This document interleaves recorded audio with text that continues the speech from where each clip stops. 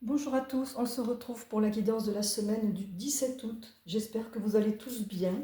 Aujourd'hui, j'ai pris l'oracle Akasha d'Émilie Nicole et je ne cherche pas à comprendre, mais on m'a dit une seule carte.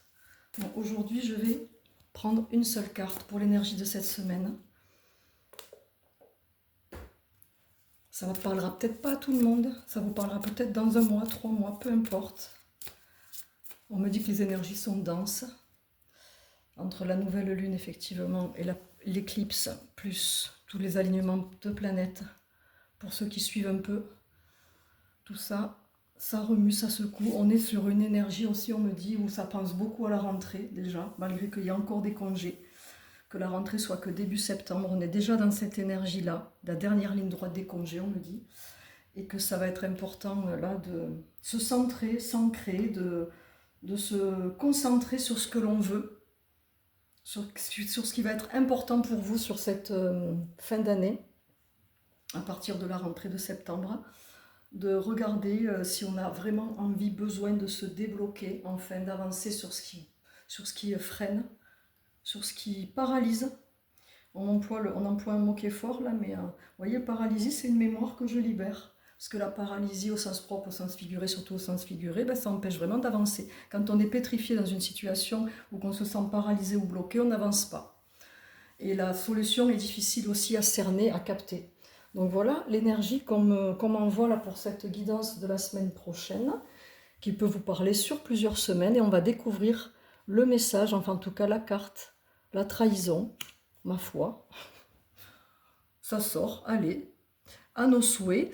La trahison qui est une blessure émotionnelle de l'enfance ou blessure de l'âme, la trahison qui a pu être vécue dans plusieurs vies, qui a pu être vécue ou pratiquée, parce que on peut aussi être traître avec les autres, avec soi-même. Alors on me dit de vraiment l'accueillir tranquillement et juste de voir comment ça résonne. Est-ce que pour vous, mentir, c'est trahir?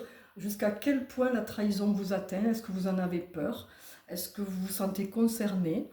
Pour la plupart d'entre nous, moi c'est mon cas, ça peut être votre dette karmique. Moi c'est ce que j'ai choisi au niveau de mon âme de nettoyer dans cette vie. Ça n'empêche pas qu'il y a toutes les autres blessures aussi que j'ai eu à travailler. Donc, ce qui signifie que dans tous les domaines, eh ben, ça fait peur ou ça peut provoquer de la méfiance, de la souffrance. Ou au contraire, est-ce que quand vous ressentez cette carte, quand vous la voyez, ça vous fait rien et vous en avez plus peur et vous l'acceptez, vous savez que ça existe et que si ça vous arrive, eh ben, vous faites le tri. Soit vous faites le choix de rester avec la personne en vous expliquant et en parlant, en communiquant, soit vous décidez que c'est inacceptable et vous faites le choix de partir ou d'arrêter ou d'aller vers autre chose.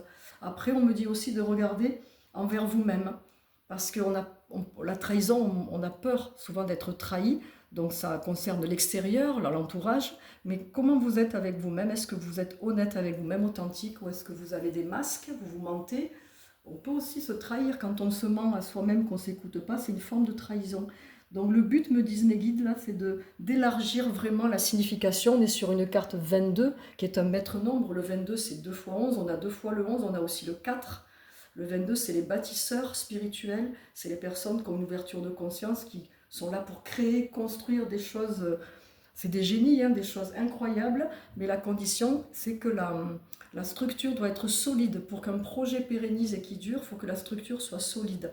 Et là, comme on est sur la carte de la trahison, mais si vous avez très peur de la trahison, il y a une partie de votre structure qui n'est pas solide face à cette énergie, vous voyez. Alors ça se nettoie, ça se libère, ça se travaille.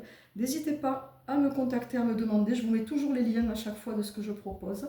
Ce sont des accompagnements courte durée, ce qu'on appelle thérapie brève en fait. Ça vous permet de travailler sur vous en profondeur et de libérer dès la première séance rapidement sans y passer des années. Voilà, sauf la personne qui veut faire une séance par an, bien évidemment, à durer plus longtemps.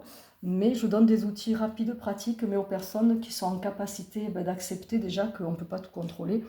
Il y a des outils à travailler, mais il y a aussi la foi. Moi, j'ai énormément la foi, c'est ce qui m'aide. Hein. Je suis positive, en tout cas, j'essaye au maximum de transmuter.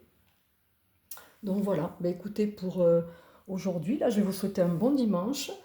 J'ai trouvé intéressant là, la proposition de faire une seule carte. Vous me direz ce que vous en pensez. J'aime bien changer de temps en temps, pas toujours faire pareil.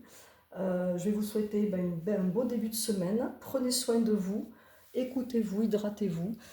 Et courage aux personnes qui vivent les feux encore dans certaines régions. Il y a encore des régions des Landes qui ont pris feu, là, des forêts. On a l'impression que ça ne s'arrête jamais. Dès que ça s'apaise d'un côté, ça redémarre de l'autre.